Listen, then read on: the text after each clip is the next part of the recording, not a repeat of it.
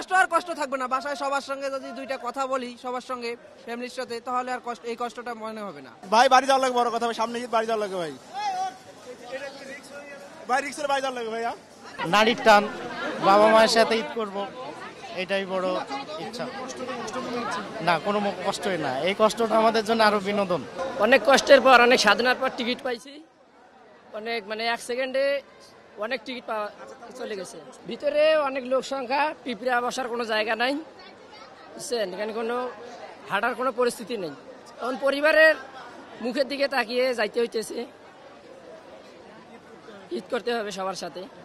আমাদের বছরে 2টা ঈদ, আমরা চাকরি বাকরি করি, ঢাকা শহরে থাকি বাইরে, এখন ছুটি ছাটা খুবই কম, পরিবারের সঙ্গে সময় দিতে পারি না। এই ঈদের সময় দেওয়ার জন্যই আমরা এত কষ্ট করে যাওয়া।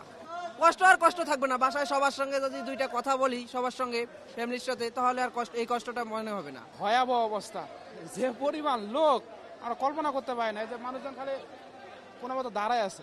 এখন কি করবো, এখন মা বাবার টানে যাওয়া লাগেছে ঈদের, এখন আনন্দ করার লাগবে, এটাই নারী টানে তো বাড়ি যাওয়া লাগবে যতই কষ্ট হোক।